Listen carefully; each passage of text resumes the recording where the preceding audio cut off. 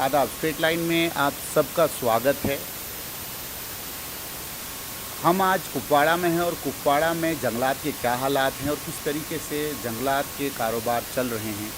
आज हम जाहिद असलम मुगल से बातचीत करने आए हैं, जो कामराज फॉरेस्ट डिवीज़न के जो हैं इंचार्ज हैं, डीएफओ हैं। सर, आपका स्वागत है स्ट्रेट लाइन में। Thank you.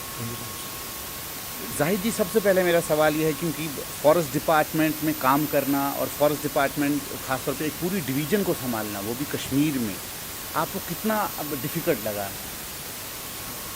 देखिए, सर्विस में आने से पहले जैसे ही हमने एग्ज़ाम क्वालिफाई किया, हमें 2 साल की मैंडेटरी ट्रेनिंग कराई जाती है, जो मैंने जो है state forestry central academy for state forestry services Coimbatore में तमिलनाडु में की है। तो हमें वहाँ पे 2 इयर्स कोर्स, जिसमें हमें पूरा हर एक एरिया आइडेंटिफाई करवाया जाता है, इंडिया के फॉरेस्ट बताए जाते हैं, how to manage every point of view से, कौन सा मैनेजमेंट, वाइल्ड लाइफ मैनेजमेंट है, फॉरेस्ट कैसे मैनेज करना है। तो बिफोर यहाँ पे पोस्टिंग, हमारी पोस्टिंग करने से पहले we are made fully prepare to hold this position. तो मुझे नहीं लगता है कि हमें कहीं भी सर्व करने के लिए बोलें कि we are ready to for nature.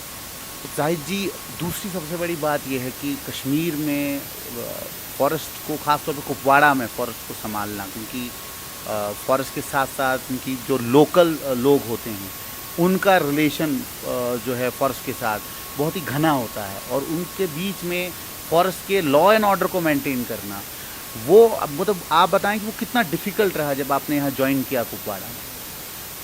देखिए, इससे चैलेंज जम्मू के फॉरेस्ट की बात करें और यहाँ के फॉरेस्ट की बात करें, देयर इज़ अ डिफरेंस।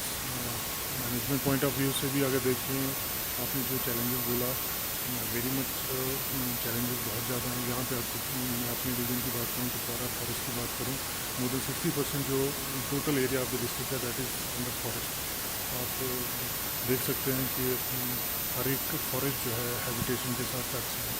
तो उसमें हमें फॉरेस्ट की प्रोटेक्शन करना, ज़मीन को बचाना, सारे ट्रीज़ को बचाना, it's really a big challenge. And day night काम करते हैं। इश्यूज़ होते हैं बिकॉज यहाँ पे डिपेंडेंस ज़्यादा है। मैक्सिमम मैं बोलूँगा मोर देन 70% जो है रूरल पॉपुलेशन, और डे टू डे लाइवलीहुड उनका फॉरेस्ट पे डिपेंडेंट है। अगर खाना हो, फूड हो, शेल्टर हो और फ्यूल वुड हो, एवरीथिंग, मुझे लगता है कि more than 70% of the population is dependent on the forest. So it's a challenge. We are keeping a balance.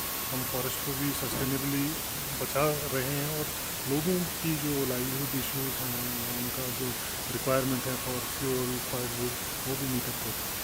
Zahid जी, जैसे कि आप खुद भी इससे विटनेस हुए हैं कि फॉरेस्ट स्मगलर्स जो टिम्बर स्मगल करते हैं, उसके अलावा कुछ कल्टीवेशंस होती हैं जो अनऑथराइज्ड कल्टीवेशन होती हैं, वो भी जो है कुपवाड़ा में होती थी पहले। तो उसके ऊपर कितनी लगाम लगी है, और आने वाले वक्त में क्या जो फॉरेस्ट को, ग्रीन फॉरेस्ट, ग्रीन गोल्ड जिसको कहते हैं, जो कि जम्मू कश्मीर में कहीं ना कहीं डिप्लीशन मोड पे था, डिफॉरेस्टेशन जो ही बहुत पेस से हो रही थी, तो कितनी लगाम आप अपने डिवीज़न में लगा पाएँ?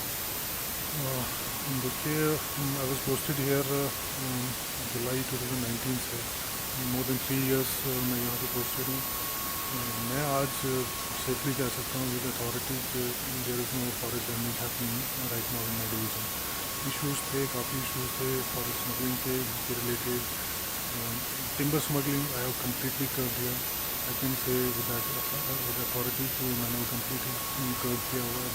लोकल डैमेजेस होते हैं for making of their livelihood, we immediately take cognizance in that, और उसमें जो भी कार्रवाई होती है एज पर लॉ वो लेते हैं। तो इसके अलावा यहाँ पे अगर मैं आंकड़े की बात करूँ, जब मैं आया था यहाँ पे 2019-20 से, on a monthly basis I used to register around 30-40 damage cases in my division, entire division. आज की अगर फिगर्स बात करूँ मैं, from the last 1.5 years, 2 years, from last 6 months it has come down heavily. आज मुझे लगता है हार्डली एक मंथ में 1, 2 या 3 में हार्डली पॉइंट तक जाते हैं। तो सर, डैमेजेस के बाद मिसाल के तौर पर कुछ ऐसे फॉरेस्ट होते हैं जो ऑटोमेटिकली डिस्ट्रॉय हो जाते हैं, लाइक जो ओल्ड ट्रीज होती हैं, उनके लिए आप ऑक्शन करते हैं, प्रॉपर एसएफसी ऑक्शन करती है, उसके बाद जो है उन ट्रीज को बाज़ाब्ता तरीके से बेचा जाता है। उसके बाद हम एफॉरेस्टेशन की बात करेंगे कि डिफॉरेस्टेशन तो चलो जिनने कर ली डैमेजेस जो फॉरेस्ट को हो चुके हैं अभी तक, उनको रिकवर करने के लिए आपकी कौन कौन से ऐसे प्लान हैं जो आपने अभी अपने दौरे इख्तियार में जो है वो अमलन लाया, और उसके बाद क्या उनका इम्पैक्ट? बिकॉज बहुत सारे लोग ऐसे भी कहते हैं कि जी फॉरेस्ट में जो ही चोरियाँ इस तरह की होती हैं कि प्लांटलेट्स तो प्रोड्यूस किए जाते हैं, प्लांटलेट्स ग्राउंड पे लगते नहीं हैं, जब लगते हैं तो वो उगते नहीं हैं। तो इन सब इल्ज़ामात को आपने किस तरीके से टैकल किया है, ख़ास तौर पे अपने डिवीज़न में? देखिए, मैं लकीली कहूँ या फ्रॉम 2019 जो चेंज ऑफ गार्ड हुआ, हमारी यूटी बनी, आई कैन से दैट कि फंड्स फ्लो ज़्यादा स्मूथली आने लगे। इससे पहले जितना हमने जो हमारा टारगेट है, जैसे फॉर एग्जांपल अभी गवर्नमेंट ऑफ इंडिया का टारगेट है कि we have to treat every degraded forest उनको, हमने उसको रिफॉरेस्ट करना है बाय 2030, जितना भी है हमारे पास। तो हर एक डिवीज़न को अपना अपना टारगेट बना हुआ है। मैं अपने डिवीज़न की बात करूँ, फ्रॉम 2019-20 में 2021 में इस साल भी हमारी जो रिहेबिलिटेशन का प्रोसेस है वो चल रहा है। मोर देन 150 हेक्टेयर्स हम ईयरली ट्रीट करते हैं जहाँ भी डिग्रेडेड पाया जाता है। इसके अलावा हमारी जो मेन फंडिंग है दैट इज़ कैंपा, जो फॉरेस्ट कंजर्वेशन एक्ट में लैंड डाइवर्शन केसेस होते हैं, उसमें हम जो एनपीवी कलेक्ट करते हैं कंपनसेटरी एफॉरेस्टेशन। जो मेन फंडिंग हमारा रिहेबिलिटेशन का है that comes from the Campa, centrally sponsored scheme. जो हमें मेजर फंड्स जो मोर देन 90% जो फंडिंग है वो कैंपा के थ्रू आता है। तो उसमें मेरे अभी कामराज फॉरेस्ट डिवीज़न में 2 स्पेशल प्रोजेक्ट चल रहे हैं। Special project for grinning of Kandi, that's in Baramulla district, Kandi range that was highly volatile over the past 3-4 decades. It has some massive degradation because of green felling, other issues, mining and other things. So Campa में ही मैंने special project grinning of कंडी के लिए approve करवाया। Last year भी उसकी funding around 1 crore हुई, इस साल भी अराउंड 2 करोड़ के आसपास उसमें फंडिंग है। उसमें जो डिग्रेडेड एरियाज हैं उनको ट्रीट कर रहे हैं, माइनिंग एरियाज जो हैं उनको ट्रीट कर रहे हैं। तो देयर इज़ कंसिडरेबल मतलब पॉजिटिव चेंज। इसके अलावा मैं बात करूँ, हमारी नर्सरीज हैं they are very well stock. हम ईयरली बेस पे around more than 4 lakh plant supply करते हैं। लास्ट ईयर हमारा टारगेट 2.5 लाख का था मेरी डिवीज़न का, जो मैंने फील्ड में सप्लाई किया। तो इस साल का भी टारगेट मेरा अराउंड 3.5-4 लाख मेरा टारगेट है। जो हमारी नर्सरीज आप देख सकते हैं, जो हमारा जो स्टॉक्स है वो वेल एस्टेब्लिश है, फील्ड में उनको सप्लाई करेंगे। ऐसा भी होता है कि क्योंकि बहुत सारे लोगों का ये भी कहना है कि जो नर्सरीज़ हैं वो ख़ास तौर पे फॉरेस्ट की रिस्ट्रिक्टेड नर्सरीज़ हैं, वो बढ़ा नहीं रहे हैं, ठीक है, एरिया ज़्यादा हैं, मतलब ये कहना है लोगों का। और लोग ये भी कहते हैं कि बहुत सारे पेड़ जो हैं वो लगते ही नहीं हैं, वो ग्राउंड से गायब हो जाते हैं। तो उसके लिए कोई आपने ऐसी चीज़ लाई है या कोई एजेंसी ऐसी है जो एफिशिएंटली जो है बाद में उसको काउंट करेगी ट्रीज़ को कि जो आपने प्लांट किए, और उसके बाद कोई ऐसी रिपोर्ट होती है कि जो रिपोर्ट जब आती है तो उसमें आपका बिल्कुल एक अकाउंटेबल आपको बनाए कि भाई इतने पेड़ लगाएं, इतने जो है प्लांट हुए हैं? देखिए, जितना भी हमारा प्लांटेशंस में जाता है, जैसे फॉर एग्जांपल एक तो हमारा फर्स्ट लेवल ऑफ मॉनिटरिंग होती है at the division level. I have visited, जितने मैंने last 3 years I have visited all the closures जो मैंने पर्सनली, हमारी क्वार्टरली रिपोर्ट जाती है which is signed by the DFO. वो डीएफओ स्पॉट पे जाना चाहिए, कितनी मॉर्टेलिटी हुई या कितने लगे, that goes to the higher ups, वहाँ से कंपाइल होती है। इसके अलावा थर्ड पार्टी मॉनिटरिंग होती है that is govern by the head office. वो थर्ड पार्टी ओपन टेंडर होता है जिसमें थर्ड पार्टी जो मतलब वो आपको भी नहीं पता होता किस पार्टी को मिला, दे विल सेलेक्टिवली जो हमारी लिस्ट होगी कहाँ पे प्लांटेशन यूनिट्स बने होंगे, दे विल पिन पॉइंट। हम मे बी शायद 30% ऑफ द जो प्लांटेशन यूनिट्स हैं they will survey that. Okay, तो वहाँ से रिपोर्ट बनाएंगे। हमें भी पता नहीं है कि कौन सा उन्हें सैंपल उठाना है as a point of study. तो ऐसा भी नहीं है कि देयर इज़ नो क्वेश्चन कि लगाया और लगा नहीं।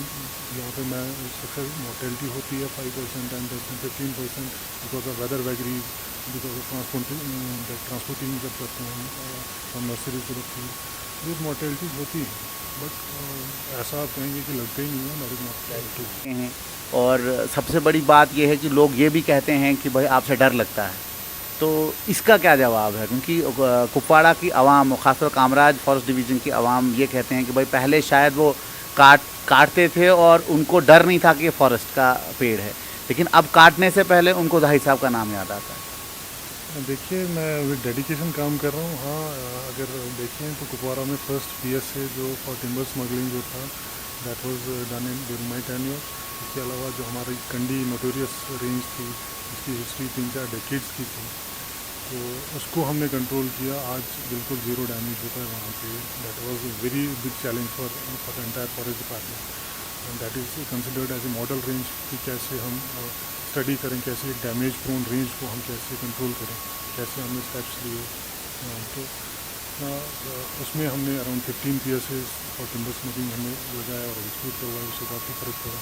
सो जब ये फॉरेस्ट प्रोटेक्शन हमें लगाना पड़ता है, दिस इज़ ओनली, अगर हम अपने JNK की बात करें, अगर हम फॉरेस्ट हैं तो हम हैं, हमें वैल्यू इसकी नहीं है ज़्यादा, but people from other states उनसे पूछे कि फॉरेस्ट की वैल्यू क्या है, but we don't value forest. Shahid ji, हमने ये भी सुना है कि आप अपने फॉरेस्ट डिपार्टमेंट की टीम के जो हैं, क्रिकेट टीम के जो हैं कैप्टन भी हैं, और आप मुझे ये कहें कि मुझे अभी तक नहीं समझ आ रही है कि फॉरेस्ट डिपार्टमेंट, और मैंने बहुत सारे एम्प्लॉय जो एडमिनिस्ट्रेटर्स हैं ख़ास तौर पे, उनको देखा है कि बहुत कम स्पोर्ट्स में रुचि रखते हैं। तो ये क्या माजरा है कि आप फॉरेस्ट टीम के जो हैं क्रिकेटर भी रहे, क्या ये आपके कॉलेज लेवल से ही हॉबी है कि ये पैशन है? नहीं, एक्चुअली मेरा स्पोर्ट्स पैशन था, क्रिकेट एंड फुटबॉल छोड़ना पड़ा बिकॉज ऑफ अपनी हेल्थ भी देखनी पड़ती है time, but cricket I couldn't leave. तो स्कूल लेवल से I have played district level, national level school, जब फॉरेस्ट में आया, सर्विस में आया, क्रिकेट छोड़ा। यूनिवर्सिटी लेवल का भी खेला हुआ। I was only student in PG। Last sciences की टीम होती थी, साइंस का मैं अकेला स्टूडेंट होता था जो क्रिकेट टीम में होता था।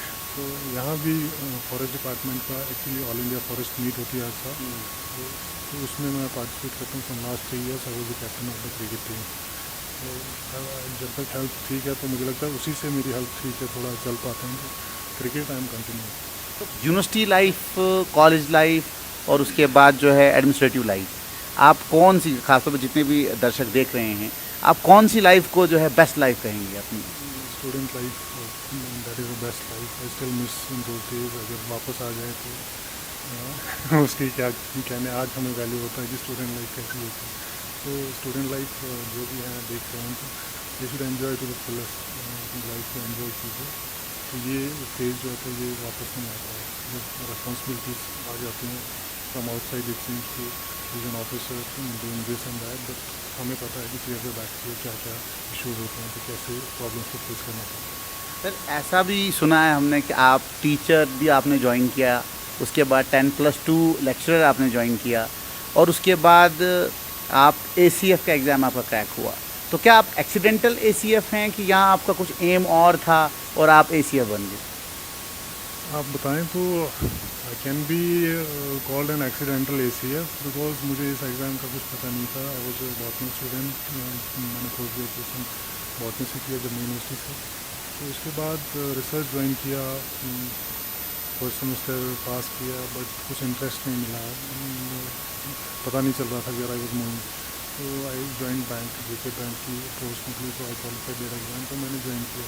फिर वहाँ भी अराउंड 1 year सर्व किया, तो लगा कि this is not meant for me.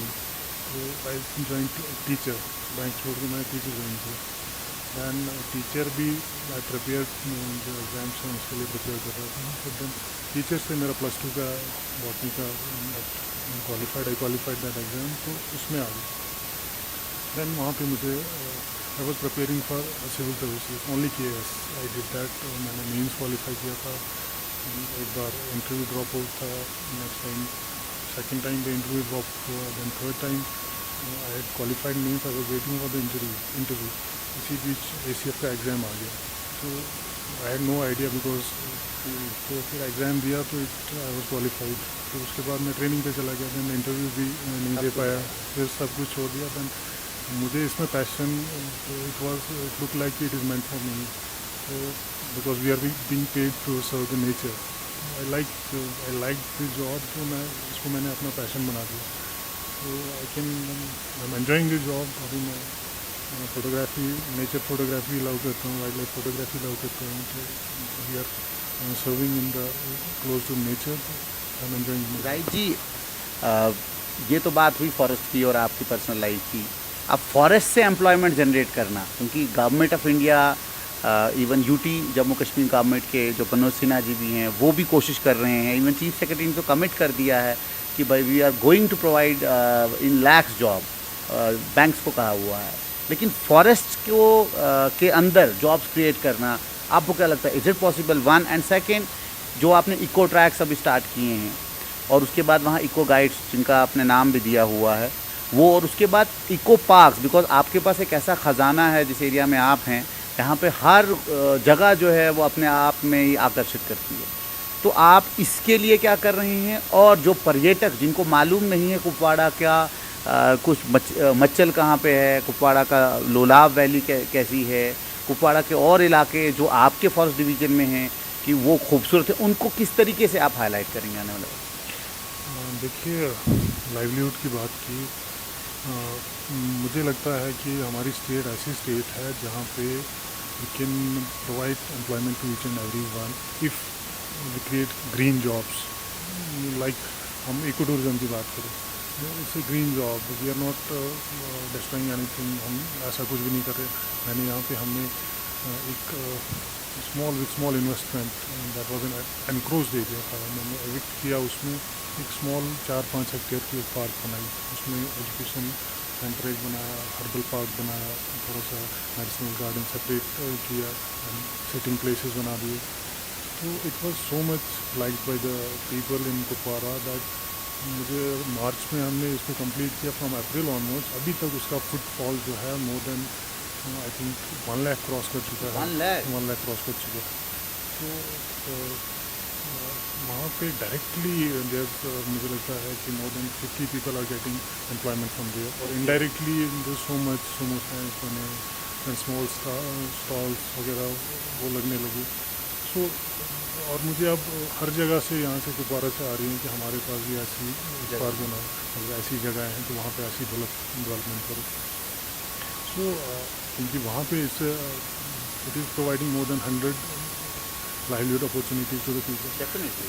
तो इको टूरिज़्म हमारे पास एक है, इसी को हम आगे बढ़ाते गए। दैन इको ट्रैक्स हमने, ट्रैक रूट्स हमने आइडेंटिफाई किए इन कुपवाड़ा एंड बारामूला। हमारे कंजर्वेटर साहब नॉर्थ में सोपुर में बैठते हैं, तो कुपवाड़ा एंड बारामूला आता है। More than 30 trek routes we have identified, उनको हमने डेवलप किया हुआ है। More than 30 trek routes and we are bringing trekkers from outside also to promote this area. This Kupwara has been, Kupwara and this North Kashmir has not been promoted. अगर हम किसी भी लिहाज से देखें, टूरिज्म के लिहाज से देखें, रिसर्च के लिहाज से देखें, बाकी चीज़ों के लिहाज से देखें, it is untouched, it is uninhabited. यहाँ पे बॉर्डर टूरिज्म का इतना स्कोप है, कांट इवन इमेजिन। तो अभी गवर्नमेंट के भी इनिशिएटिव्स आ रहे हैं, तो गवर्नमेंट भी जैसे बॉर्डर टूरिज्म को प्रमोट कर रही है। बंगस हमारी रिसेंटली एक ब्यूटीफुल वैली है, it is being promoted, but we have to protect it also. It is sustainably हमें इसको प्रमोट करना है। सो इसके अलावा जैसे लाइवलीहुड अपॉर्चुनिटीज़ हैं, हमारे पास MFPs इतनी हैं। जैसे मैंने जम्मू यूनिवर्सिटी की एक टीम भी कॉल की थी, हमारे सर हैं जो संजय के हैं, तो अल्कलाइन फंगल डाइवर्सिटी मेनली यहाँ पे काफ़ी स्कोप है। तो मैंने उनको कॉल किया, इनवाइट किया। आई वुड रिक्वेस्ट देम कि यहाँ पे फंगल डाइवर्सिटी थोड़ा स्टडी करें, ताकि मैं उस पर फिर लाइवलीहुड अपॉर्चुनिटीज़ के लिए कोई प्रोग्राम बनाऊँ कि ताकि लोग लोकल्स पे कैसे वो हेल्प करें। वो जो एडिबल मशरूम्स हैं उनको हम ईजिली कैसे ग्रो कर सकें अंडर कंट्रोल कंडीशंस, और उससे कैसे हम इनकम जनरेट कर सकें। So there are various opportunities connected with forest. We can create so much of jobs. इसके अलावा हमने होम स्टेज, मत्स्य एरिया है हमारा, फॉर द फर्स्ट टाइम हमने कोई अराउंड 10 होम स्टे। मसल को तो लोग एक अलग तरीके से भी जानते हैं, बड़ा ही वो मतलब खतरनाक इलाका है। तो कैसे कन्विंस करते हैं आप लोगों को वहाँ तक पहुँचने? Actually it's a collective effort. District administration की तरफ से, army authorities, we are all together working together. तो आर्मी अथॉरिटीज़ से टाई अप करके जहाँ भी जब भी पार्टीज आती हैं, बाहर से आती हैं, उनको प्रॉपरली वार्म वेलकम करके उनको ठहराते हैं। जो डर हैं, खदशात हैं हमारे अंदर, बाहर के लोगों के अंदर, उनको हम निकालते हैं। तो ये वर्किंग वही, तो फिर उनको हम लाइवलीहुड अपॉर्चुनिटीज़, खाना भी वही प्रोवाइड करते हैं, होम स्टेज जो मिनिमम विद बियर मिनिमम जो रिक्वायरमेंट है फॉर स्टेइंग। आपने शायद देखा भी होगा, ये अब आखिरी सवाल है आपके लिए, वो टाइम कम होता है, तो मैं यही कहूँगा कि पीछे भी आपने देखा होगा बहुत सारे ब्लॉगर्स जो हैं वो महसल भी गए, टंगधार गए, जिन जगहों का नाम भी इन लोगों ने देखा, दिल्ली से बाइकर्स आए, इवन वो केरन गए, कुपवाड़ा के हर एरिया को टच किया जिस एरिया में जाने में एक ज़माने में लोग डरते थे। तो क्या आने वाले वक्त में, ये आखिरी सवाल है, आने वाले वक्त में कुपवाड़ा का कामराज फॉरेस्ट डिवीज़न में जितने भी इलाके हैं, वहाँ के जितने भी गांव हैं, उनमें क्या नया होने वाला है, और ख़ास तौर पे जाहिद साहब क्या क्या करने वाले हैं, ये ज़रा सर आप देख लीजिए, बताएं। देखिए, मैं अपनी बात करूं, मैं जो फॉरेस्ट प्रोटेक्शन है, I am quite much satisfied कि यहाँ पे डैमेजेस नहीं होते हैं। Now I am thinking beyond that. Forest protection को मैंने साइड लिया हुआ, I am thinking of livelihood, creating livelihood opportunities to the people. जैसे आपने इको टूरिज्म की बात की, हम डूइंग दैट डिफरेंट साइट्स में। इस साल फिर से 4-5 साइट्स हैं, जैसे कलारूस केव्स हैं, वहाँ पे थोड़ा इकोलॉजिकली मतलब सस्टेनेबली डेवलपिंग एन एरिया। तो उसके अलावा भी यहाँ पे डिफरेंट 3-4 साइट्स हैं डिस्ट्रिक्ट कुपवाड़ा इन जुरिसडिक्शन, तो जिनको मैंने आइडेंटिफाई किया है, इको टूरिज्म से प्रमोट करेंगे। ट्रैक रूट से गाइड्स जो लोकल है, मेन लोकल यूथ हैं, उनको इन्वॉल्व कर रहे हैं as guides. So I am trying my best to give some livelihood opportunities, ताकि लोगों को जंगल काटने के अलावा अपना जंगल से मोहब्बत हो जाए। बिकॉज हमारा लाइवलीहुड क्या, हमारा सारा जीना ही उसी पर। हम प्लांट्स होंगे तो वी कैन सर्वाइव। हमारे साथ थे जाहिद असलम मुगल। उन्होंने कैटेगोरिकली ये बात कही कि फ़ॉरेस्ट को प्रोटेक्ट तो हमने कर लिया है, लेकिन फ़ॉरेस्ट के साथ मोहब्बत करने के लिए जो है लोगों के अंदर प्यार जगाना है, लोगों को ये बताना है कि फ़ॉरेस्ट उनके लिए कितना इम्पोर्टेंट है। और ख़ास तौर पे जो लोग इन फॉरेस्ट में जो रहते हैं, अपना हर दिन का जो है दिन बसर करते हैं, उनके लिए ख़ास तौर पे रोज़गार जो है फॉरेस्ट से उनको मिले, ये सबसे बड़ी बात है। दीजिए इजाज़त और जुड़ते रहें स्ट्रेट लाइन के साथ।